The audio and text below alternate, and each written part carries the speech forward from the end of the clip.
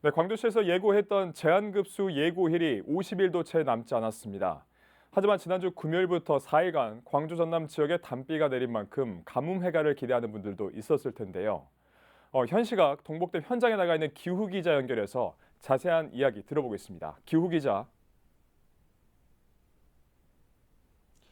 네, 저는 지금 광주 주요 식수원인 화순 동복댐 상류에 나와 있습니다.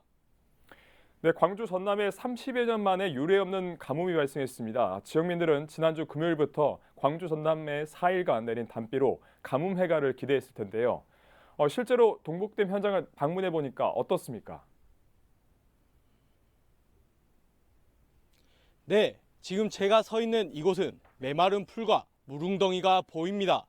한때는 배가 다닐 만큼 물이 차올랐던 곳이 현재는 황량한 들판처럼 보입니다. 그만큼 동복댐의 저수율이 심각하게 낮다는 겁니다. 지난주 금요일부터 사흘간 화순 지역에 내린 강수량은 39.5mm에 달합니다.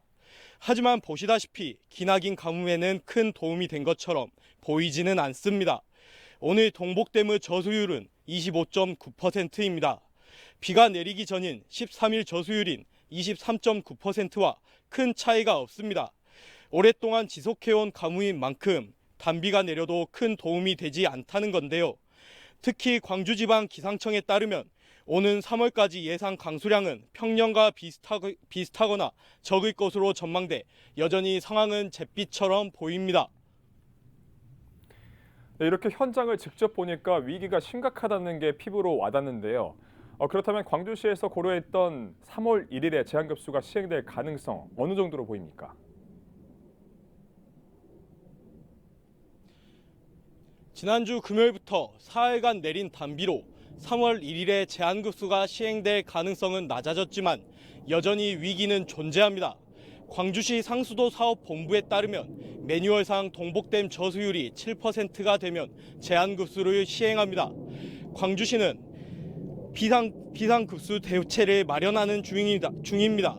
다만 문제는 개발 사업의 완료 예정 시기가 4월 말이나 5월인 만큼 현재로서는 지역민들의 자발적인 물절약에 기댈 수밖에 없다는 겁니다. 이마저도 상황이 좋은 것은 아닙니다.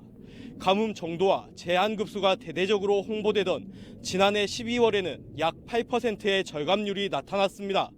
하지만 이번 달에 들어 절감률은 첫째 주가 6.9%, 둘째 주가 5.3%로 오히려 줄어든 모습입니다. 광주 물 사용량 중 생활용수의 비율이 68%를 차지하는 것을 고려하면 오랜 물절약 캠페인에 지역민도 지쳐간 것처럼 보입니다.